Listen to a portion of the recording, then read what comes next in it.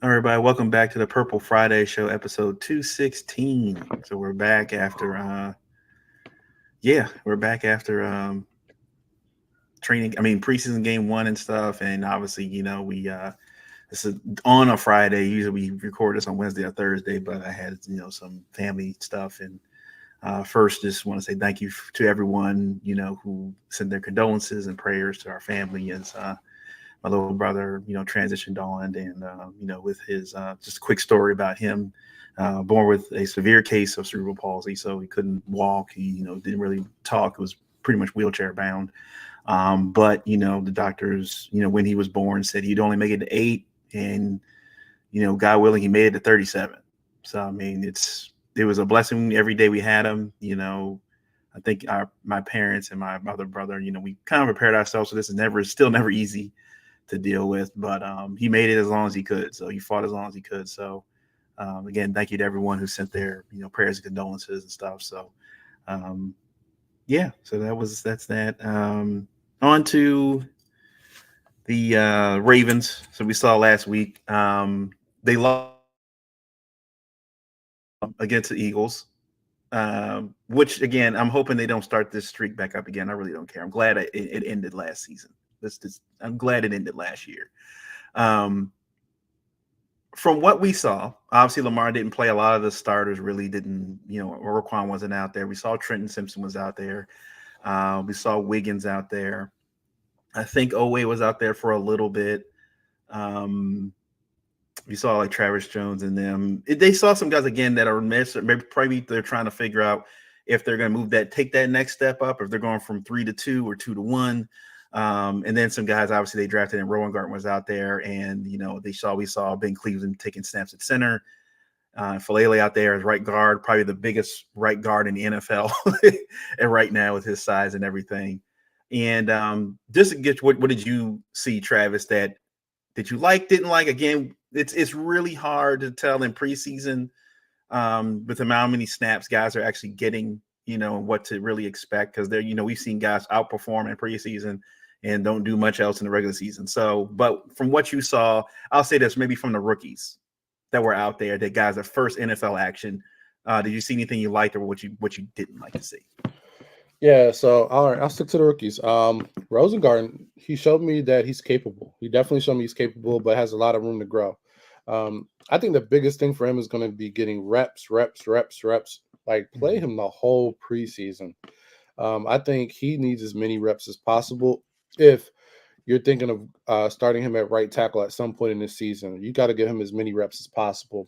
But he's shown he's capable. I mean, I wasn't wild, but I wasn't disappointed. It was just kind of like he just did what he had to do. But you definitely can see he's definitely green. So I'll jump over and I'll just talk about the star of the show. I mean, I know we've been calling Brandon Stevens Straps, but I think we got Straps Junior or Straps Mini Straps because the guy's little. But Nate Wiggins, I mean, like he's a little handsy, but that reminds me of Chris McAllister back in the day, how handsy he is. Mm-hmm. But man, Nate Wiggins can cover. Yeah, he was He can solid, man. cover. Yeah, he was definitely very solid. Real unfortunate he got a little banged up, and I hope that isn't a thing that is a thing that is a theme throughout the season. Him getting banged up because of his, frail size. But man, that boy, I was just so impressed at his coverage skills. Like it's as advertised, and I want to see how it translates against like the top receivers or like you know what I mean. Because of course Brandon Stevens is probably going to guard other teams opposing one, Mm-hmm. but there's always going to be other matchups, and especially if we, play a Houston Texans, where we're going up against Stephon Diggs plus Tank Dell plus Nico Collins. Um, so I definitely want to see how it holds up against better competition. But man, I was so wild. Like I was high on Nate Wiggins. I'm even higher now. Like I'm like, Mm-hmm. all right, this guy could be. Look, I love my boy Brandon Stevens, but I mean Nate Wiggins showed me like 2 years from now he could be our number one corner. Mm-hmm. So maybe even next year. But I was so impressed by him. There was another guy. I'm really forgetting his name. they were talking about. He got hurt. It was a Kane, last name Kane. He was a safety. I was really impressed by him. I'm gonna skip his name, but I was really impressed by him. He reminded me of those like gems at safety that the Ravens find. Um, that just play well, flash, can play the run well. And he looks like somebody that could stick on the roster. It's Oh, okay. Kane. Yeah. Okay. So yeah. What do we get him? We got him in round 7. Yeah, he was one of the last So picks. yeah, so he was very impressive, and I'm excited to see, how he plays out throughout the rest of the preseason. If he makes the roster, ends up on the practice squad, but he's a kid with potential. I like what he did in the time he had. And then from a quarterback standpoint, yeah, it was bad. It was bad with Devin Leary. I didn't see much. I saw arm strength, but that's it. Mm-hmm. With Devin Leary, I didn't feel like he had much feel for the game. Um, he didn't do much. Like Yeah. if I was a hot take type of guy, which I am sometimes, I would say like this may be a wasted pick. Maybe we could have got somebody else. I mean, was Joe Milton on the board? Like, I'm a little worried. I didn't see anything that makes me think he's going to stick on the roster. And my hope was that he would play a lot better because Josh Johnson didn't look any much better. So I was hoping Devin Leary could take that jump over Josh Johnson and give us a nice little number 2 quarterback. But he's looking like a practice squad maybe type of guy. Outside of that, I can't think of anybody else that really stood out to me throughout the game. But I saw a lot from some of our young guys, and I know we'll get to that in a second. Mm-hmm. Yeah, it was a Nate Wiggins show. Like, I mean, as far as impact on the field, I mean, it was on one drive alone, right? He made 3 phenomenal plays. The one play I think that he's gonna, if he get called up during the season, is he was running down the field with his back turned and the ball kind of hit him in the back. And they always tell, like Rod Woodson was calling, the game in the preseason for the Ravens. And he said, he was like, you see this a lot with these rookies and young guys, and they gotta get your head around. Because if you don't, even if you play the ball perfectly and it looks like you didn't touch the receiver, if the receiver makes any kind of flailing movement and your back is turned, 9 times out of 10, those referees are going to throw the flag. They're going to throw the flag. You could have covered him well downfield. Like, we're hand fighting, and you had your back turned. So he's got to learn to turn his head around. And honestly, if he turns his head around, that's probably a pick. Turn his head around, the ball Definitely. probably just falls right in his hands. Like, it's right there. So he made another great play, knocking the ball out of bounds. I think it was like an out route.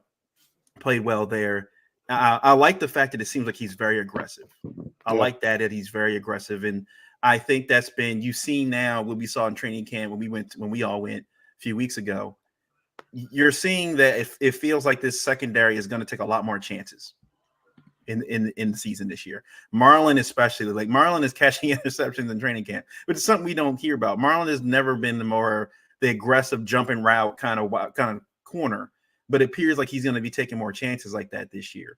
So I do like that effect. And now that's feast or famine. If they break and miss, that's could be 60, 70 yards to the house, those depending on the receiver they're playing against. But having Kyle Hamilton and having Marcus Williams back there does provide a little bit of security that maybe if they do miss it, they can clean stuff up. On the offensive side of the ball, I didn't see, again, I don't think the line was overly impressive, but it wasn't bad either, right? I think that I'll say this. I think that we know Linderbaum is going to be back. He's expected to be back by week 1, so he'll be fine. Cleveland was serviceable at center. Like, he wasn't, out of this world or anything, but it didn't. I was looking at the snaps the entire time. Is he going to fumble? Is he going to snap the wrong way? Is he not going to get the count right? Blah, blah, blah. But he seemed to be, on target. We've seen this before when a center gets hurt. The guy comes in and then automatically the timing's off and the fumbles at the snap. And I was just making sure that, was he getting the snap count right? Was he snapping the ball at the right time? Making sure the quarterback didn't have any issues getting the ball and stuff. So I think that's the most important thing for him, and again, we said this last week on the last week's show, him making sure he finds a place on this team. They tried him out of right guard now for 3 years. He hasn't landed a spot there. They kind of expected him, I think, when they drafted him in the third or fourth round, to step up into this role by now, and it hasn't happened. But if Pat McCarry is going to be maybe potentially taking on at least starting at right tackle before Rowan Gardner maybe gets a few more games under his feet and stuff, then maybe Cleveland finds a role there if this soft tissue thing becomes a problem for Linderbaum going into the season. On the pass rush side, I didn't see much. They had what Robinson out there. We saw Owe out there a little bit. Didn't make much of an impression. We saw Chuck, the position coach, say this week that he expects Owe to break out. He expects it to be Owe's season this year, and I'm out to wait and see. He's been here. This is his fourth year now. This fourth season for Owe. It's put up or shut up time for him now. It's time for him to really get things going if he wants to stay on this team. I still don't anticipate, even if he has a great year this year, I still wouldn't anticipate the Ravens even picking up his fifth-year option. I think they would probably like, we're going to try to sign you free agency, let you kind of hit the market, but you're not guaranteed to be getting any kind of real money at this point. So I feel like it'd be a lot cheaper for them to sign him free agency than trying to pick up that fifth-year option for him. On the offensive side of the ball, they've been talking about Owen Wright a lot. The running back position being that third running back for the Ravens going into this season. A lot of people were a little upset with how Rashawn Ali played, that, it just didn't seem, I don't know. He coming into camp, and even in camp, they said he's been great, but actually on the field against the Eagles, he looked a little shaky, trouble finding the gap to run through and stuff. And Owen Wright just seemed a lot more comfortable out there. He just seemed a lot more comfortable. I think Ali's going to get a chance, this game, but this will probably be his really last opportunity to get something done, because I would have to assume the Ravens, even with Keaton Mitchell out, are going to try to carry at least 3 running backs until Keaton gets on. So maybe by default Ali gets on the team, but when Keaton gets back, he could be one of those practice squad guys that gets pushed out to the side once Keaton gets ready to play. Look, like we said before, even a week 1 game, at this point, I'm not really concerned who the backup is, because if Lamar's not out there playing, this team doesn't really do much without Lamar. Lamar is this team, right? I don't think that they're going to find like a Jake Browning type player like the Bengals got. Ravens aren't really known for developing quarterbacks. They don't have that guru, I think, in house that they can just develop a backup QB. But again, I think there's every team right now has like 3 or 4 guys, for either scout arms or whatever, that are on teams that will get cut. And I wouldn't be surprised if the Ravens don't stick with Josh Johnson or Leary, cut Leary and just go sign somebody that gets, when they get down to cuts, and just sign somebody from another squad that they liked. That seems serviceable, because I think at the end of the day, like, they all know, like, if Lamar's on this field, our chances are next to none of making the playoffs, and depending on knock on wood that happens with Lamar. But again, this preseason, we saw some situations from other teams, like the Patriots didn't play Drake May, which I thought was interesting. Yeah. They didn't play him, who was their top draft pick. They played more Milton than they played Drake May, so I was like kind of surprised by that. They showed Caleb throw some nice throws apparently in training camp. He did well. But again, this is training camp. We've seen I'm tired of getting these updates, during preseason. So-and-so throws his first NFL touchdown. These games don't count. It's not going in the stat book. These preseason stats get wiped out. That does not count in regular. I'm tired of hearing these stats from Bleacher Report and ESPN. Oh, threw a first NFL touchdown. That doesn't count until week 1 hits in. Throw nothing yet. Right. So I'm like, and plus, they're not playing against, a lot of these teams aren't playing against their first string or even second string in some cases. Now it has been brought up about potentially just getting rid of preseason games altogether, and maybe just having these. I think the Ravens are going to be scrimmaging against the Packers, I think, during the week coming up. Yep, I think so. And they've been saying that maybe that would be kind of replace what these preseason games are actually for. Because look, we saw even the stadium when the Ravens are playing, and the weather wasn't even bad, and it's barely anybody in there. It's People aren't going to pay full price tickets to go see preseason games. I'm sorry, it's just not. Do you think that maybe that these team scrimmages can probably do more for what the teams want to see from their players versus just having full on these productions of preseason games and stuff? Now, I will say before I kick to you that it does help because at the end of the day, the organizations, the teams themselves have to prepare for how we broadcast a live football game. You know, they haven't done it for months and stuff. And even though these people are pros, they still need practice. They got to work out stuff. They got to work out, you know, is the audio right? They got to work out, make sure we're panning cameras when we need to, you know, make sure we got guys mic'd up the proper way, you know, going to commercial when we need to. So they need practice too. The refs need practice as well. But I think for just having the full on productions at the stadiums, with, you know, people out there and stuff, I feel like it's even in baseball when they do spring training, they do it all the way down in Florida, they do it in Arizona. You know, we're not doing this back in Camden Yards. You know, we're not doing this at Yankee Stadium. We're doing these games, and a lot of them are these split squad practices and stuff, or simulating stuff in games and stuff. So I'm like, you know, does preseason hold any more value for the NFL and fans as far as like watching? Yeah. No. I mean, we talking tickets. I mean, those ticket prices last week dropped all the way down to $40 for the 100 section. This week, I can go right now and get a $40 ticket in the 100 section for tomorrow's game. I mean, did you remember there's a game tomorrow? Like, if you weren't doing this podcast, would you probably would have remembered? No. Yeah. No. So, I mean, we're looking at looking at games that aren't mattering to anybody, and I think now that's become more common for like whole starting units and people just not to play throughout the preseason. It's like, what's the point? Let's get these scrimmages, and I think it's being talked about because the players' union is opening up to adding another game if we eliminate the preseason, which I'm all for because the math just adds up. You know, we have 4 preseason games. I would be glad to have no preseason games and give me man, I forgot how many regular season games we have now. 17. Yeah, 18. I'll be glad to have 18 regular season games. So I'll be totally open to it. So it's better for entertainment. I think, you know, at the end of the day, like we get more out of a scrimmage where we're playing everybody than just having our people just sit on the sideline and watch and just do a bunch of interviews that are a little pointless. So I think that's what we're going to shift to. I think that's what's going to be most beneficial for the current NFL product, while also easing the concerns of like pointless injuries.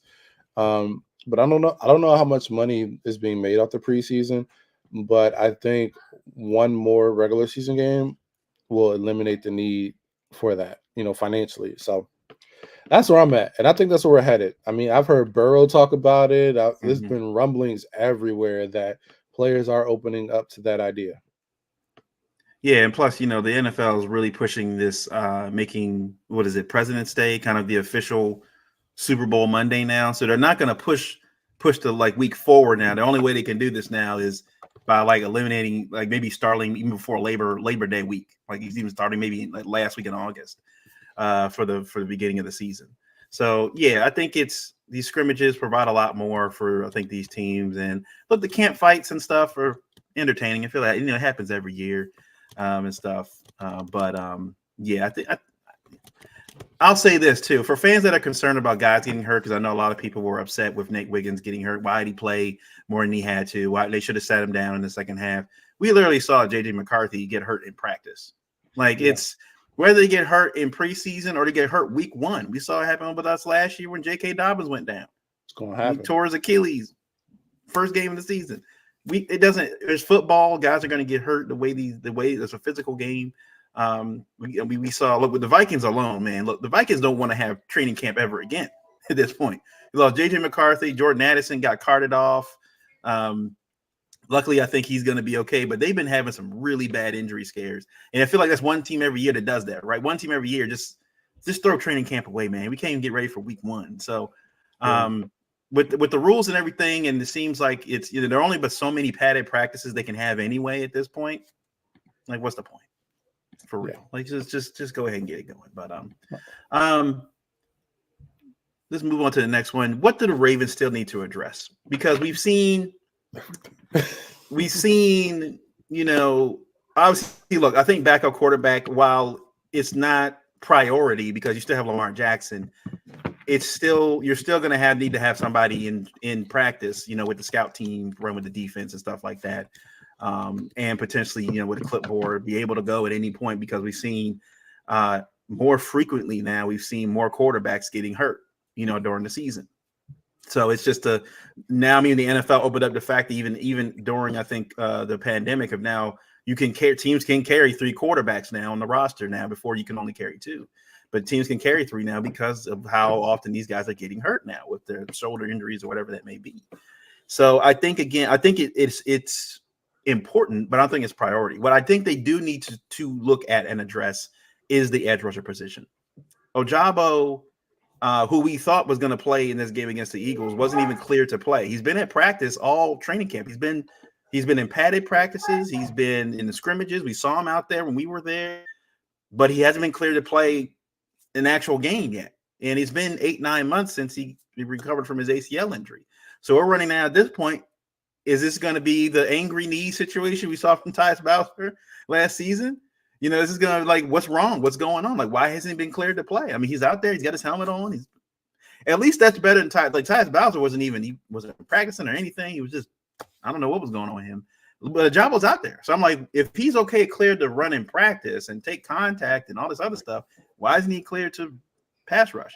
And we said with Owe, his situation, if they're moving him, you know, to more of this power rush, clowny kind of position, you know, again, he struggled a little bit out there, even in that Eagles game. So it was like, these are third and fourth string guys. So I'm like, they're going to have to generate from somewhere. It can't just be Matabike and Simpson, you know, rushing the passer from the interior. Like they still need to be able to get the guys there that can rotate from the outside. You got Kyle Van Noy out there. You know, we saw another thing I did see what I did like was Pepe Williams may have found another not position, but another role on this team that Arthur Millette is potentially going to be out for at least for the month for September. He played that similar position, rushing the passer on those nickel blitzes, and I think that might work at least until Arthur Millette gets healthy, ready to go again. Because we've been saying that, you know, Pepe may be at the door. He may have found a way to keep himself on this team if that can be his role at least for the month, you know, of September.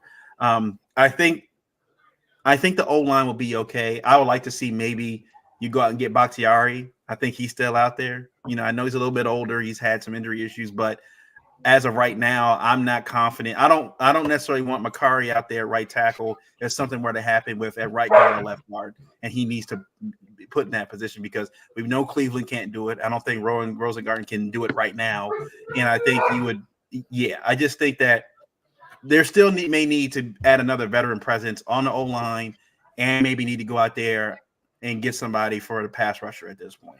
I don't know if that's Reddick. I don't know if the Ravens have the kind of money in the cap to even pay Reddick for 1 year at this point. I think last time they had like $5 or $6 million in the cap. It would have to take a lot of either guaranteed money off the cap where Bisciotti just comes out of his check. He just put his checkbook out. Here you go. Here's like $13 million for the first year. And we'll work out the rest of it, you know, the next 3 years or whatever. But I think after a while, if we don't see any improvement, if we don't see a job on the field for this game coming up on Saturday, and we don't see anything from Owe, I think they're gonna need to go out. Like we need to go find somebody, go make a trade or do something. You gotta go find somebody. Yeah. Yeah, I look at it like this. All right, I'm gonna tell you my concerns, and I'm gonna tell you who's available. Okay. So my number one concern, to be honest, is at right guard position. I'm not really feeling Falafel at all. Mm-hmm. But there's guys out there. You got Phil Haynes, Tyree Phillips, and DJ Fluker out there, all veterans who can come in and possibly do a better job. So there's guys out there. But I'm really concerned about the position.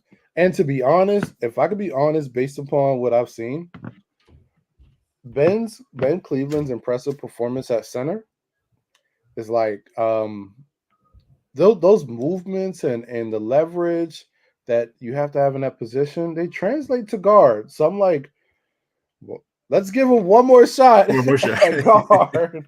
I mean, because he's looking impressive. I mean, I don't know what it is, but he's just looking a lot more impressive at center. So it makes me want to give him another shot at guard.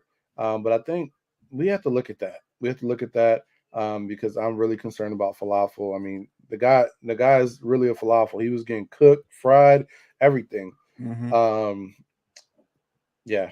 So that's number one. Number two, I mean, I'm really concerned, even more than pass rusher. I'm concerned about our backup quarterback position. Lamar's lost weight. Um, we just talked about the hole in the offensive line, so now I'm concerned about him getting sacked in the pocket. Um, but there's guys out there. Like, Mm-hmm. I'm wondering why we haven't used the idea or kicked around the idea of going to get Ryan Tannehill.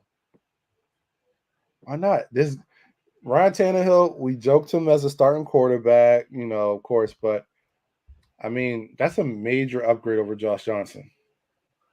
Ryan Tannehill has had 4,000-yard seasons. He's taken teams to the playoffs. And Joe Flacco, I think, is back out there on the free agent market.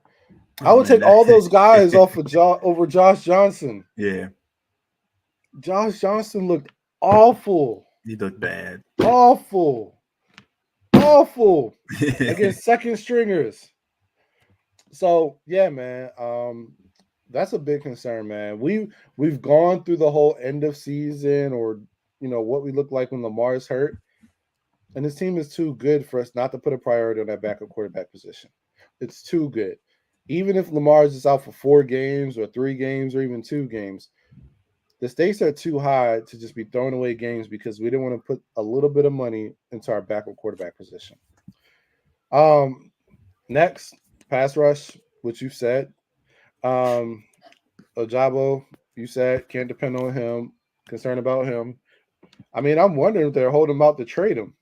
I'm Yeah, really starting. yeah. I'm really starting to kick out my conspiracy theories. Like, is this guy Maybe just they being trade him to held the out to trade Jets. him? Jets, you take him, we'll take Hassan Reddick. Yeah, that's so possible. Because it doesn't make sense why they're holding him out. This is like Yeah. a Ronnie Stanley type conspiracy that we Mm-hmm. got going on right now. So I mean, outside of that, always does the show improve. Even though the hype is there. Van Noy's 32. Yeah. Um, and then I mean, outside of that, you got Tavius Robinson, who showed flashes last year, but he's very inexperienced. So, I mean, there's a guy who's been a Raven before that's Mm-hmm. out there on the free agent market. Yannick, he's out there. He's out there. Ty Bowser's still out there too.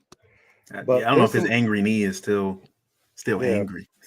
yeah. I don't know, but I think if they bring, was it Yannick and Ngakwe and Ngakwe, Ngaku. Yeah. they bring him back. I mean, he's a better fit for this defense now than he was then. Now, yeah, You ain't I got agree. weak Martindale try to make him set the edge and drop back in the coverage. No, put him out there on the edge. Let him fly. Let him fly. He's a perfect fit for what Yeah. Zach Gore is doing. So I think you got to because that can translate. That can be this year's Jadeveon Clowney, Mm-hmm. the guy that just makes impact, that just disrupts defenses. So I think you have to make that move unless you trade draft picks for Reddick. Reddick is probably going to be the better option, but I think this move allows you to hold on to your draft capital Yeah. and bring somebody in that can make huge impact. Yeah, that's another thing. I guess before we move on to other and Raven stuff, do you think it's time the Ravens start to evaluate how they're looking at pass rushers in the draft? Because it hasn't been successful for a while now. Like when you're having to go to free agency to find the answers to these positions that normally the Ravens have always been good at doing. Because I mean, they found Matt Judon, they found Terrell Suggs, they found Zadarius Smith. What's her name? From way back. He played with the Patriots for a little bit. Can't remember his name now. But they've been able to find pass rushers for a while, for a long time. It hasn't been until probably the last 5 years now the Ravens have struggled. They draft Oweh in the first round. He hasn't been a first round talent. They draft Ajabo, who tore his ACL at his pro day. Was expected to be a first round draft pick until he tore his ACL. He hasn't really been, whether it be injury or performance, he hasn't really lived up to the hype at either.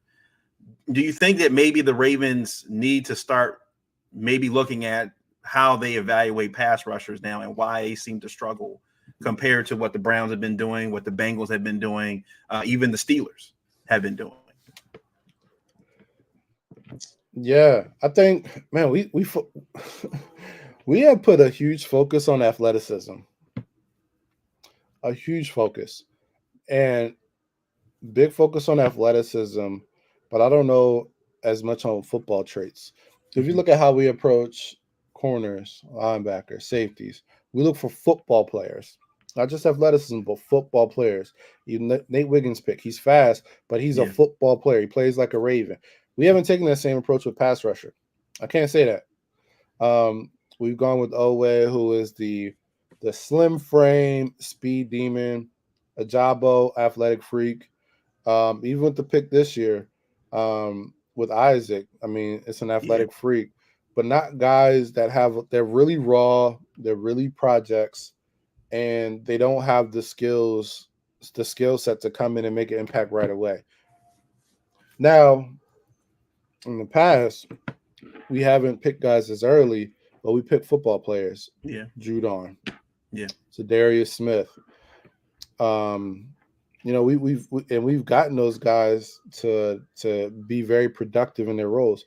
And I think, I don't think anybody pegged Judon as an athletic freak coming out of college or Zadarius Smith. Mm-hmm. Mm-hmm. But those are guys that developed within our system, but they were football players. They had skill sets, they had moves, and it was just something where you just kind of molded them, as opposed to them not being more of a project where we're starting basically from scratch.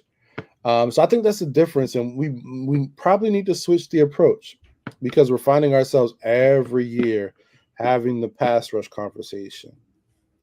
Ever since Judon left, we've had this Mm-hmm. conversation. Mm-hmm. Ever since he left, so that's going on about 5 years now Yeah. without any resolution. I mean, we can't let last year blind us from the fact that those are guys we brought in off the street. And that's an anomaly. You're not picking people up on veteran minimums to get 10 sacks every year. Yeah. It's Right. not happening. It's not happening. So we do have to change our approach, and we do have to stop going for the projects and hoping that, Dr. Sack is going to just make them into all pros. We have to get some guys that are just ballers, that are Mm-hmm. football players. So I think we have to make that switch. Yeah, I think that they're too hung up on, this guy played basketball in college or high school and stuff. I don't care about all that. How do you play football? I don't care about, like you said, there are a lot of guys that have potential, plenty of guys that have the physical attributes they should play well at this position, but they just don't. It happens at every sport. There are a lot of guys that look like they should dominate in certain sports. They just don't. It is what it is. And the thing that I think still irks me to this day is that we had Judon and Zadarius Smith at the same time. I thought for sure they were going to keep when they let think Smith Zadarius went Judon went first. I think we let him walk first, and I thought for sure they're going to sign one of them. It's either going to be Smith or Judon. I don't think we're going to be able to sign both, but they should be able to sign at least one, and they'd have both of them walk. And I think to this day now the Ravens will regret that decision. They're like, you see how well Zadarius is playing in Green Bay right now, and what Matt Judon was doing in New England, and now he's in Atlanta now. Got traded to Atlanta, so they saw how well both of them thrived outside of Baltimore. That we groomed these guys to become elite pass rushers, and now they're not even playing on this team. And they had their struggles. We saw year one, year two. These guys look like they would get 5 or 6 sacks. They never really hit that level until I think that last year before they hit free agency and would go on to other teams.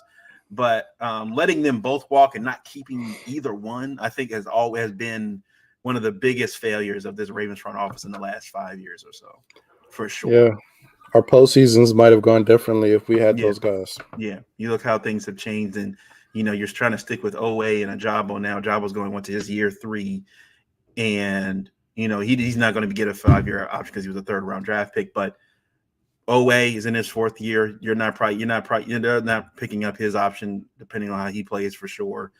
And Ajabo could be going into year 4 next year, and they probably won't be picking him. So now you've wasted 2 top picks on these edge rushers that are supposed to be here long term, and now you're having to start the cycle all over again. Yeah. So I think you're right. I think that they need to really forget about what the stat sheet. Let me not stat sheet, but forget about what the bios look like. Oh, he's 6'3", 250. He runs a 4.4. I'm like, yeah, that's great, but does he have? Can he provide pressure? Is he good at shedding blocks? Like he can. He's a 4.4 is great and everything, but if he can't get past around the right tackle, what does that even matter? Does he have a swim move? Right? Does he have finesse moves? Does he have it? Yeah. Because we've seen plenty of guys that don't necessarily fit the physical criteria of what you would consider a elite pass rusher, but they have the move. They have the spin move. They got they can do the rip. They can do the spin around. They can, when they do the rotate thing that I think Suggs and them was really good at with him and Nada, when Nada would come over and Suggs would just peel around through the middle like that. Like, do they have moves like that? Can they read stuff like that and get themselves in the right position and leverage and move guys off their spot, so to speak, especially the tackles? Can you get that tackle off his spot to get pressure? And that's my thing. I think this year is, I don't think the sack total is going to be as what it was last year. I like you said, losing Clowney there, I think, and not being able to have, depending on how they start the season, I don't know if they do go trade for somebody, but if they don't, I think that sack total definitely is going to drop this season. And you're depending a lot more on the linebackers and that secondary to kind of make plays on the back end and maybe get coverage sacks, maybe get some of those. But I think that's definitely going to take a dip this year for sure.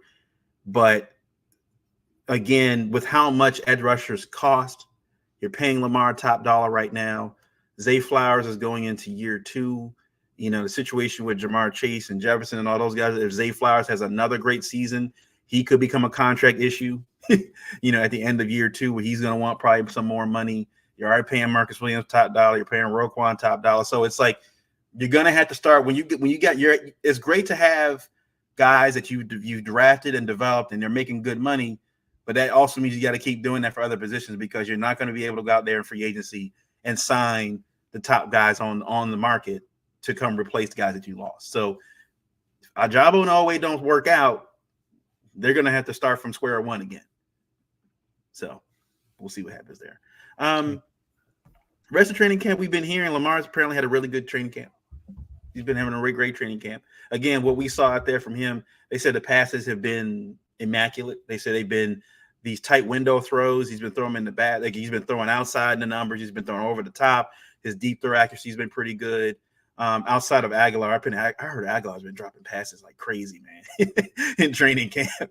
Maybe if he gets it out of his, I get this out of his system now, and then the regular season, it won't be an issue. We've heard about the drops from Aguilar before, but I'll say this: does Lamar having a good training camp? Because we've said this, even on this show today about preseason. Not really, you can't get too up, can't get too down about performance. But does Lamar having a really good training camp right now, do you think that will translate over a regular season? Maybe him taking that next step, in the maybe beating Mahomes and possibly getting to a Super Bowl.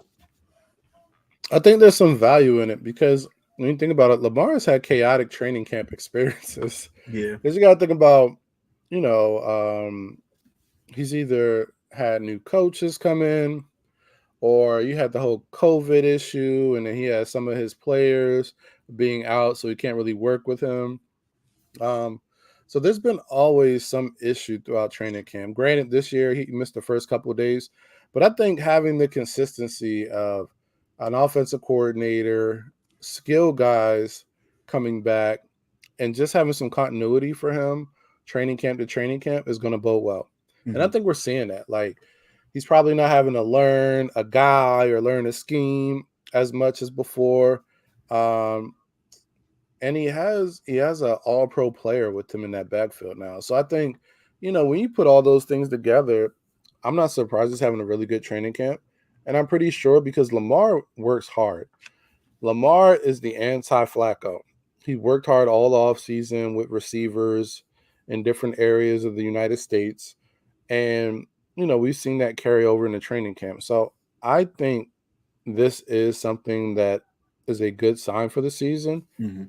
Him taking the next step, I don't think is dependent on him. Things depend on the offensive line. Yeah. But I think it shows that he's locked in, he's focused, and he's a man on a mission. I mean, he said himself, he wants to win it this year for Jacoby. And I think we're seeing his focus right now. And my hope is that it just carries through because we saw that focus last year. He was locked in last year, Mhm. and we saw him unravel in the AFC Championship. So I hope this is something that's going to just carry over throughout the year. But it's a good sign. It's a very good sign. Yeah, I think that one discovering the likely connection at the end of the season last year, I think, is hopefully going to show itself this year too, with Mark Andrews on the field as well. Because we've seen time and time again, they key on 89, and then there's nobody else for him to throw to. If Likely's out there, and now that you can see that he trusts Likely as well, that could provide a whole other element to Lamar's game now. The throws we've been seeing in training camp, him and Zay seem like this. Like they're Zay, like he's running, like he's got the timing. It feels like he's got the timing down with Zay. We saw last year there were times where it felt like he overthrew Zay because he didn't know how fast he was going to run, or he underthrew him because he didn't know. Oh man, he really is this fast. So he like underthrows the ball. So I think him and Zay getting on the right path is good. Him and Bateman, I think what we see, I think early on this season with him and Bateman is going to show a lot as well.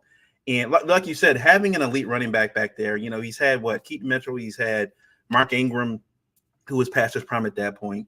He's had guys like Gus Edwards and stuff like J.K. Dobbins, they were good running backs, but this guy and Derrick Henry is considered one of the best running backs in the NFL right now. He's one of the best, one of the top 3, top 4 running backs in the NFL right now. And even with how big he is, he's still his ability to just go down the field and he's going to get a 50-yarder at the end of the game or any time point in the game that really changes his game around is going to provide another factor for Lamar and what he can do in the option game as well, because no longer can they just like that's Justice Hill back there, or that's a Keaton Mitchell, their undrafted guy that they picked up. That's Derrick Henry back there. They know they're gonna have, if Derrick Henry is back there, Lamar does any kind of option play with Derrick, they have to be gap focused. They can't just like, I'm gonna follow Lamar, because if they pick one and they pick the wrong one, that's gonna be a problem. Because if especially we've said, if Derrick Henry gets 5 yards upfield and he sees daylight and he's only got the cornerbacks and second safety to worry about, and because of how strong he is, he's launching guys halfway across the field. So I mean, it's right. And then if you pick Derrick Henry, you go like, I'm going to follow him, and Lamar just sees grass on that other side. So it's going to provide another element, I think, to his game that we haven't seen, which is wild, right? Man's won 2 MVPs, and yet I think we're going to see another wrinkle in this game for him. Now, like you said, Monken now being there for the second year, he has more familiarity with the offense. We have heard that he's putting more input into what he wants to do second year in. Again, they don't have the best receiving core in the NFL like other teams may have, but I think they have serviceable enough players. You get Zay with a deep ball. Bateman should be more of your possession guy that can get you. He can get that 10 yards and potentially maybe break tackles here and there to get moves. Nelson's been really good in the red zone. We know what Andrews can do. We know what Likely can do. And then I said when Keaton gets healthy and ready to go by hopefully week 9, week 10, that adds another element, speed element. We saw with the wheel route. We saw that. You said even in training camp, they got Zay. Looks like maybe Zay moving around, kind of like that Jamar Chase role where he can line up in the slide, he can line up outside, line up in the backfield, wherever they need him to be to get the ball in his hands. So I think this training camp for Lamar, he seems, now that the contract is not weighing on him, we know he was happy last year they got that signed, but it was a new offense and they struggled a little bit, especially early on. It felt like they struggled. They kind of hit their gear midway through the season. The hope is now that maybe if the O-line can be solid enough, if Stanley is what he says he is, he's healthy as he's been since he's gotten in the league, and we bring Linderbaum back, Voorhees apparently looks really good right now at left guard. If they can solidify that right tackle and right guard position, I think this can be this can be good for the Ravens. Now, I wanted to touch on this real quick. Nick Wright was on his show, and he said he doesn't buy the Ravens can repeat last year's success. He says they lost 3 offensive linemen. On defense, they lost Clowney, Geno Stone, Patrick Queen, 2 DBs who were in the rotation, and Rock Ya-Sin and Ronald Darby, and they lost defensive mastermind Mike McDonald. For one, before I ask you, I'm tired of this Geno Stone stuff. They keep bringing up Geno. This is when when these talking heads keep bringing up, they look at the stat column. Like, y'all didn't watch the football games. Y'all clearly didn't watch the football games because once Marcus Williams came back, he didn't see the field. The Ravens do it, and Mike McDonald, while he was here, knew that if Geno Stone was as good as advertised, he would have found a way to keep him on the field. Once Williams came back, they're like, he didn't see the field anymore. They're like, Geno was getting a lot of stuff at the end of games or, errant passes, things like that. Now, look, he did get 7 interceptions, but at some point in the season, that stopped. He just went in several games without getting anything. The Rock Ya-Sin, barely on the field. Oh, he lost 2 cornerbacks. He barely played last year. Ronald Darby was definitely hurt a lot more losing him because of how well he played. He did play great last year, I think, for the Ravens, but they draft Andrew Wiggins. So I'm like, I don't see that comparison there. And then they say you lose off 3 offensive linemen. Well, you had Voorhees already in the background, kind of recovering, who was supposed to be at least a top 2nd round pick when he was supposed when he got drafted before he got hurt. You got Stanley coming back as a left tackle who's supposed to have a really good season. Still got Linderbaum. And like you said, there's still guys out there that if they don't like what they see from Falele and being Cleveland, they can still go get somebody. You still got Makari on the line if you want to. So there's still some moves that can be made here. So I'm not buying I'm tired of this narrative being built around, oh, and they lost Mike McDonald. Yeah, he was a great coach, but players still play the game too. Players still play the game. And what we saw in training camp, and I think what we saw in the practice, Zach Orr is at least promoting these guys, especially in the secondary, be more aggressive. We want turnovers. We don't want to go back to a couple of years ago where the Ravens were ranked dead last in the league where we couldn't get interceptions or forced fumbles. Last year, they changed all of that. I don't think that's going to change. I think you're going to see the secondary take more chances. I think you're going to see the linebacker. I think you're going to see Trenton Simpson be that Patrick Queen and rush the passer and force these guys to make errant decisions where these guys are going to pick the ball off. Remember that play? I can't remember which game it was where Roquan reads the ball on the sideline and jumps in front of the pass and gets. You don't see that reminded me of what Ray Lewis did when the Ravens played with him and Ed Reed. The Ravens have appeared. They're going back to what worked. They're going back to what, like you said, Wink Martindale isn't here anymore. And Zach Orr was one of those last guys I think that played with Ray and them. He was one of those last few guys that played. So he knows the kind of defense and the kind of mentality they need to have. Will he struggle a little bit when it comes to play calling? Maybe a little bit, but he's got Roquan out there. I'm pretty sure if Zach is like, call something, but Roquan's like, nah, I think we need to run this. Like, I'm pretty sure they're going to feed off one another, he's the Roquan's out there playing. He knows what he sees. And if he's going to tell the guys, hey, we should do this and do that, they're going to work with each other. And I feel like as the season goes on, Zach will become a little bit more confident in the schemes he's calling, what he's been seeing on the field, blah, blah, blah. They're going to feed off one another. And I think Zach knows where he is. I think Zach knows as a former player, but now the coordinator, he's like, look, it's my first time calling plays, but I'm going to be relying on guys like Eddie Jackson, Roquan Smith, Kyle Hamilton. I'm going to be relying on Marcus Williams. I'm going to be relying on you guys, Kyle Van Noy.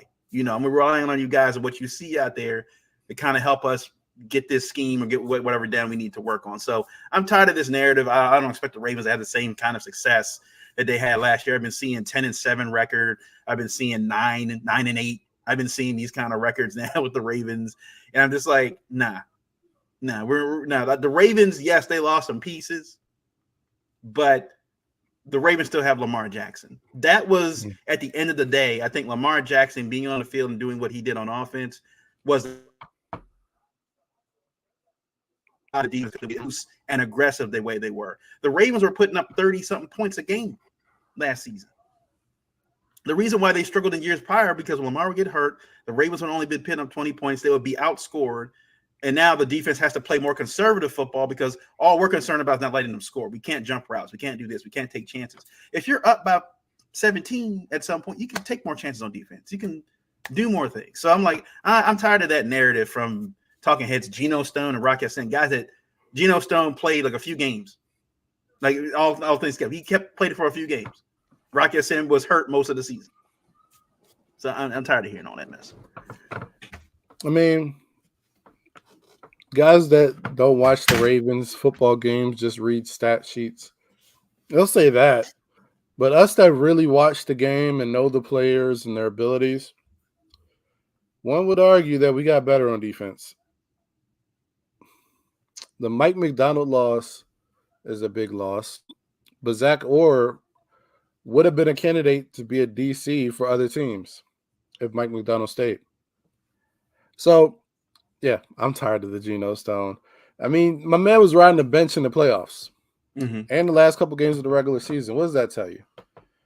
I think we have to stop letting interceptions dictate. Like, we gotta stop letting it dictate how effective somebody is. Turnovers are great, but we've seen the Dallas Cowboys corners lead the league in interception this past couple of years, but still give up a lot of big play touchdowns. So I get sick of that. The Ravens have everything in their power to be just as good, if not better. I think, like we've been saying, and has been the theme of all camp, it's come down to how the offensive line plays, and guys taking the next step. But the talent is there across the board. We have an amazing linebacker unit. Our secondary, like I said, is arguably better than it was last year. Travis Jones is getting better, and we got Matabuke. So across that defense, we are in great shape. You know, like you said, like Roquan is playing at another level that he's never played before. Zach Orr is going to bring an aggressiveness that we probably haven't had under the Mike McDonald era. Love Mike McDonald, but he wasn't the most aggressive caller outside of some of the corner blitzes. So I think we're going to see us look different. And if it doesn't look good the first couple weeks, I wouldn't panic because I know when Mike McDonald started, those first weeks were brutal. And somebody on this podcast, I'm not going to name any names, was gunning for Mike McDonald's head. I don't know. He may be in Houston right now, but I'm just playing. But yeah, like I think we got to give it some time. But I think this team is going to be just as good, if not better, than last year. But time will tell. It really comes down to the offensive line, and the talking heads got to stop. You know, you said they just look at the box scores, they just look at names, but you know they fail to realize Rock Ya-Sin. What did he do? What did he do last year? He had that one good breakup, and we gave him a lot of credit for. Yeah. What did he do? He was a healthy scratch most of the season. Like he would be healthy. He's like, no, he's not out here. Well, Steven stepped up. When Steven stepped up, they're like, yeah, we don't need him anymore. We got Brandon Stevens, the most underrated corner in the NFL.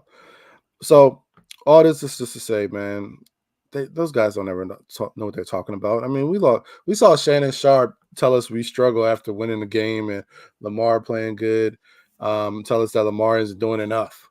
I mean, after that Steelers game when they had 8 drops, like clearly you didn't watch the football game. And I think what did he say something about Kyle Hamilton after Kyle Hamilton had like 3 sacks in the game? They're not getting enough from Kyle Hamilton. It's like, well, what else do you want to do? He had 3 sacks. So, I mean, these guys are going to be these guys. This is why they get paid the big bucks, to just create their own narrative no matter what's really going on. Yeah, Trey, I think heard what you said. Hey, I just want you to know, I said I was just kidding after. All right. Other NFL news. So, Ayuk still is not a Steeler. We've been hearing reports even as of Monday that they have agreed to parameters of a contract. He showed up apparently yesterday to 49ers camp, like he was there. So I'm like, at this point, he's not going anywhere. He's not going anywhere at this point. Like, if he was really going to Pittsburgh, he wouldn't be showing up to 49ers camp. Like, he was there. And then John Lynch, I think, said this morning, we're really, working to get an Ayuk deal done. Like, it's – and look, and they still got Trent Williams to worry about. He's been holding out all camp, too. I think he's more important for them right now at this point than Sean and Brandon Ayuk. But, look, Ayuk's been – if he really wanted to go to Pittsburgh, he'd have been gone already. But I think part of this is, too, the trade package is not what the 49ers want. because it's so late in the season and so late in the off season. Well, we're not, I guess not in the off season anymore, but since it's so late now, before we even get to week one, the 49ers don't want draft picks for next season. If we're trading our all pro wide receiver, we're going to want players back that can play right now. So I'm pretty sure they probably want like a second or third round pick, but they also probably want Pickens and probably somebody from the defense. That's probably what they want, to be honest with you. And the Steelers are like, no, we're not trading Pickens. We're like, well, then we're kind of stuck here. Like, because if this was earlier in the offseason, if this was like before the draft or even at the draft, they could have traded some picks and stuff like that and still probably got some value out of the guys at the draft, before they went and picked them and traded out. You like what the Titans did with AJ Brown during the draft, and we're able to get some value out of that during the draft. We're only a couple weeks away from week one. The 49ers are like, if we're trading our all pro wide receiver, we're going to want a player or two back. Yeah. And the Steelers are like, no, we're not giving that. Like, yeah, we're not doing that. Then. So I think that it feels like more the Steelers are now like, if this is what the offer is, then we're going to say no. And it seems a lot more with what's been coming out the last couple of days is that the 49ers are at least going to work out maybe a short-term deal. Maybe they'll work out on a 1-year deal or something, let them hit free agency or something, do something like that in the offseason. But maybe they give him the Bateman kind of deal where they extend him by like 2 years on like his rookie contract or something. They give him an extra year or something like that. And then we'll work out something later from there. But yeah, I don't think he's going anywhere right now. I think he's staying. Yeah, man. I'm going to walk back everything I said about third team, him being traded. Yeah, I don't see it. And he's definitely not going to the Steelers. They just came out today talking about they're ready to pay George Pickens as their number one receiver. Yes, I think it's done. I don't know. I mean, that guy is too lazy to be a number one receiver. I mean, he like takes off at the rate of Randy Moss with about a tenth of the talent of Randy Moss. Right. So yeah, I don't see him going anywhere. And I've been reading on some valid points. Like, I mean, where would he go where he could have the success that he's having with the Niners? Because when you think about their passing game structure and how Kyle Shanahan has put that together, it puts him in the best position to be successful. Not a lot of offenses are going to do that. I mean, even though I wanted him to come here, he's not going to get the same targets. No. He's not. That's not who we are. He's not going to get the balls in the same area. That's not who we are. And for the 49ers, I mean, you lose him, you're getting really slim at wide receiver. So I think it's mutually beneficial for them to, stay put and try to work this out. But I don't, it's not looking great for where Brandon could go. Because if you send him to the Patriots, I mean, you're sending him to the abyss. And I don't think anybody wants to go there. No. Yeah, get balls in the same area is crazy. It really is. I like to apologize to my wife for saying that on air. But all in all, man, I don't think he's going anywhere. Yeah. Matt Judon getting moved to Atlanta. Justin Simmons also signing with Atlanta. I will say it appears that the Atlanta Falcons defense looks really, really good. Really good. Problem is that offense still looks like trash. It still looks like trash. I don't know what Kirk Cousins is going to do with his coming off an Achilles injury. I don't even think the Falcons know. I think that's why they drafted Penix as well. They're like, I don't think they're 100% sure that what he's going to be able to do.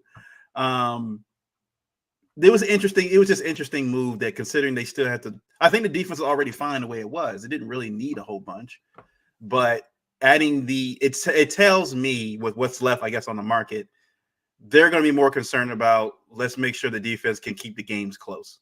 We're going to need the offense. We're going to need the defense to keep the games close because I don't think they anticipate the Falcons putting up those kind of points, 35-something points a game with this offense the way it looks. And it's shocking to say that. You know what I mean? I'm in total agreement, but that's shocking. And I think it's because last year we were scoring by some of the worst play calling and offensive game planning I've ever seen. I mean, it reminds me of the Urban Meyer Jaguars. Like the game planning and the structure. Like you have Kyle Pitts, Drake London, and Bijan Robinson, and Kyle Pitts is getting shifted to like being the number 2 tight end. with that Yeah, talent yeah, it's coming wild. off the year you had prior, and you don't use Bijan Robinson in the red zone? What? Drake London not being utilized properly? Like, they have talent. They have three weapons that the Ravens would kill for. Maybe not Kyle Pitts, but outside of that, Ravens would kill for. And they're not using them. So Kirk Cousins or not, I think what the game plan looks like and the play calling looks like is going to determine how good this team is. I think the defense is pretty stout. I'm not going to say they're a top 5 or anything, but they're respectable. They're hella respectable now.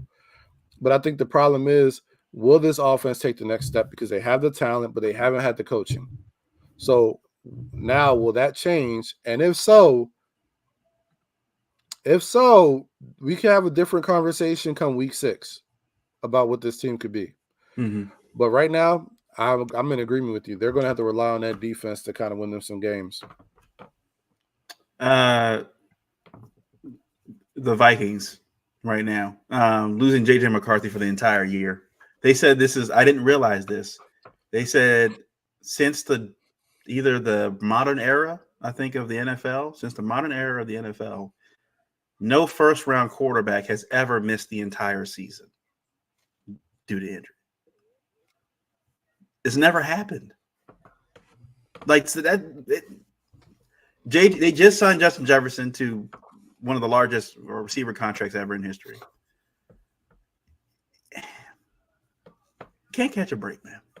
I feel bad I didn't expect them to do much because apparently out of camp they've been saying they expected Sam Darnold to kind of really be the starter this season before JJ was able to come up. So you drafted JJ in the first round. You expect them to be ready to go, week 1, even before this injury. But they were already saying that Sam Darnold was going to be the starter, for this team. A lot of people weren't really high on JJ McCarthy when he came out of Michigan because they didn't throw the ball that much. They ran the ball a lot. So you got an all-pro wide receiver, an elite wide receiver in Justin Jefferson, and a guy that doesn't really know how to throw the football. Now we won't find out. Says it's going to put him back about 2 years now at this point for development purposes because now he can't even practice. He's got to worry about rehab now. Does that change at all what you see in the NFC North, how that's going to work out with the Lions, the Vikings, the Packers, and Bears? Absolutely. But let me say this. Kevin O'Connell's seat needs to be extremely hot right now, no matter what the record is. The way they've handled J.J. McCarthy in training camp is it's asinine. Mm-hmm. Like, I read articles. They were playing him. They threw him in there with second and third stringers against the first team defense. And he was getting – I got to choose my words carefully. He was getting destroyed. He was getting destroyed because of the pressure – that was getting through the offensive line. Like, they were destroying him. And there were articles being written about how this has got to be the worst decision-making of trying to accelerate your quarterback's development by playing him with guys that may not make the team against your first team defense as your introduction. Not working them in or anything, but just straight up throwing them to the wolves. I think that's an asinine decision, and I would not be surprised if that's what led to that man getting hurt.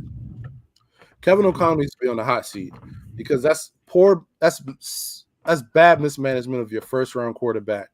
And now, he's going to be 2 years behind because next year is going to be basically his rookie year.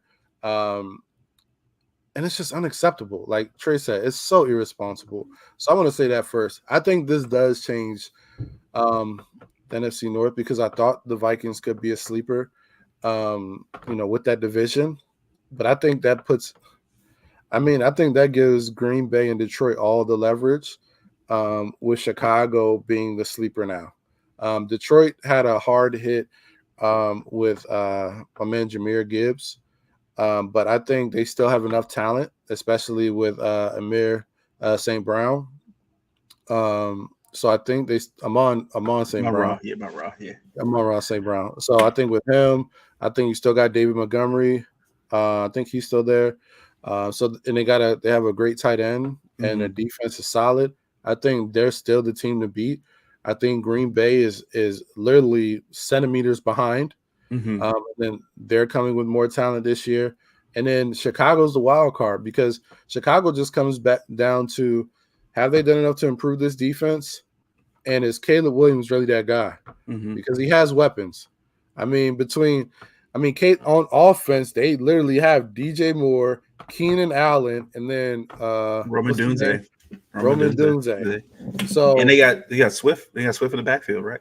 Swift in the backfield. So Yeah. that's a loaded Cole Kmet. offense. Yeah. That's a loaded offense. So they're a sleeper team. If Caleb Williams really is that guy, then that may propel this division to be almost up for grabs. But I think you don't even look at the Vikings this season at this point. Don't even look at them. Yeah, I think you're right. But for the NFC North, like you got to think, like you brought it up, like the pressure is on at least most of the teams outside the Vikings. The pressure is on because the Bears have been getting all this good press about Caleb Williams and everything else in the offseason, about them winning the offseason, doing all these moves. The Packers played well with Jordan Love in his first year. They're expecting him to take the next level. And then the Lions, to be honest, were a few plays away from getting to the Super Bowl. They're a few plays away. So the pressure is on the Lions, it's on the Bears, and it's on the Packers to now, the Bears have to meet expectations. The Packers have to exceed expectations. And now the Lions have to go prove that they have arrived and this is their window to go win the Super Bowl. So the pressure's on. It's going to be a fun division to watch, I think, for sure, because all these teams have something to prove outside the Vikings. Yeah, right. Absolutely. Before we get out of here, we're going to touch on, obviously, the news coming out of Philly about the dysfunction that is happening right now with the Eagles. Now, granted, a lot of this news was about last season. This is a lot of stuff that happened about last season. They go 10-1, and then the wheels just fall off the team. Jalen appeared to be dealing with something. It looked like he was dealing with something injury-wise. Him and A.J. Brown having spats on the sideline during games. Apparently Jalen Hurts calling Wink Martin? Not Wink. Was it Wink Martindale or Greg Dayball? Wink Martindale, yeah. Wink Martindale, and during a play, like during the running the playoffs, I guess asking him about stuff, and didn't even consult anybody in the Eagles organization. Nobody. He was the coordinator there. They ended up getting rid of both of those guys, and Nick Sirianni's on the hot seat now. Him and Sirianni and Hurts aren't on the same page now. It's a new season. We haven't heard anything crazy. We've heard Shady McCoy on speak, constantly come to bat for Hurts and Sirianni, saying there's no issue. There's no issue. We're fine. Do you think that carries over a little bit into this season? They had the talent. They got the talent on both sides of the ball. Losing Kelsey at center, I think, may have a lot more impact than people are letting on. I think that's when you lose your all-pro center like that controls the line like that and making sure guys know their protection assignments and everything else, or changing plays and stuff like that, that's I think going to have a lot more impact. I still think this team is definitely a playoff team, but do you think now that Hurts has been paid, Sirianni appears to be on the hot seat, do you feel like maybe if it comes to a certain point in the season, Hurts may kind of pull, like not necessarily, may actually use his influence on the team at this point, and if there needs to change that needs to be made, do they make a change mid-season? Do you think that happens? Do you think that everything that's happened in the offseason that we've heard about, do you think that gets carried over into this year at this point? I don't know. I think it has potential. I think it reminds me of the Warriors. They were after the whole KD Draymond debacle. Mm-hmm. Like, it was kind of like, what's going to happen? Is this going to self-destruct? Yeah. And it did over time. It did. So I think the potential is there for the Eagles to completely self-destruct this season and just tear it apart. From a coaching standpoint, the potential is there. Like, everything surrounds that team to self-destruct. I don't know that they do. Like, they have talent. I think they've gotten better in a lot of areas. So I think, if they're able to put the issues behind us, all these leak reports, and I'm really questioning where those come from, but I'll get to that in a second. But if they can put that behind them, I think they'll be able to run the ball. I think they'll be able to, get the ball to Saquon in space. A.J. Brown is going to A.J. Brown. Devontae Smith is going to Devontae Smith. And I think they'll be just good enough on defense, and they'll just push their way, to the playoffs. But I think there's the potential for the AJ Brown, Jalen Hurts, Nick Sirianni dynamic to just blow up in everyone's faces, guys picking sides. And then you're looking more like the TO Dallas Cowboys, where you're having interviews in the middle of the week with people just like lashing out. So I think the potential is there. But I'm wondering where these leak reports are coming from. Who's leaking these? Who's leaking all this information? Is this something where there's a narrative being painted against Jalen Hurts? Because that's a pretty and Trey, you're like near that area, so I'm pretty sure you probably have good insight into that. But I wonder how the city's reacting to Jalen Hurts confiding in a rival coach. Granted, I think he just got fired, but being a coach for a rival and you're confiding to him about what's going on with the Eagles, that's gotta be something where fans are not feeling that. So I'm wondering where this leak is coming from. Is it coming from the Jalen camp? Is it coming from Sirianni or the Eagles? Where is this stuff coming from? Because it definitely paints this team in a bad light. It paints their leaders in a bad light. And like I said, it puts that potential there for all this to go down south. And it's the timing too, right? Of course, this stuff starts coming out right when they get ready to start preseason games. And that now that's hanging over the team going into the season. Now we're trying to get ready for the season, and now we're getting reports out, not even from what's happening this year. We're getting reports out from what happened last year. So like people have been literally just sitting on these stories for I don't know how long now, waiting for the right time to like this greatest impact on the team and affecting this team. Let's see what Trey says real quick. So especially, not good, especially in this high pressure Philly market. Yeah, it's they're expecting to win. I mean, they were in the Super Bowl a couple years ago. So I mean, and they were literally like a play away, a series or a drive away from probably winning a Super Bowl. So the expectation is definitely there. With adding AJ Brown and now adding Saquon Barkley, to the mix and everything else. So and looking at the NFC East right now, when you look at the Commanders are in a rebuild. The Cowboys, I feel like, have given up at this point. The Giants are the Giants. The division is yours. It feels like the division is yours to win. It feels like you're walking right into the playoffs. You don't feel like you don't have to try it even that hard to win your division this year. I feel like the Commanders will give them a little bit of competition. I do like the way their roster is set up. But outside of that, it feels like the Eagles will be walking into the playoffs now. So if it is true that Hurts is now confiding in other coaches outside of Sirianni, it's not a good look. That's not good. And I don't know if that's more so on Hurts or if that's on Sirianni, that even your own players aren't respect you enough to like if we have issues on the field or we have issues with scheme and stuff that I can't come to you and let's hash this out. Let's figure something out.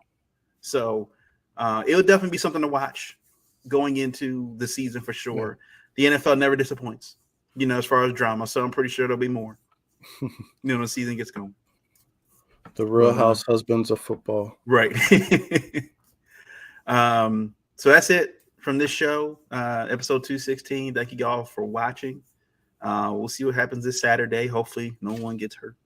No one. That's all at this point, that's all I care about, man. I don't really care about what we see. I'll probably watch the first half or so, at least to see the guys I want. It's like Owen Wright and maybe Ali and see the other guys that are on the bubble and see who they are. The guys that are playing in the second half probably aren't even going to be on the team. So I'll watch that first half and see what, hopefully we'll see something. Maybe we'll see something more from Leary and Johnson. Maybe they take a next step up and like solidify themselves as QB2. But yeah, that's it. And Trey says Ravens, good show, fellas. Ravens go get Hassan Reddick. Yeah. Hey, no lies detected. Hey man, yeah, go. They Ravens. Look, if depending on what happens this Saturday, Ravens may have to go do something. Yeah. We'll see. But thanks y'all for watching. We'll catch you guys next week. Peace.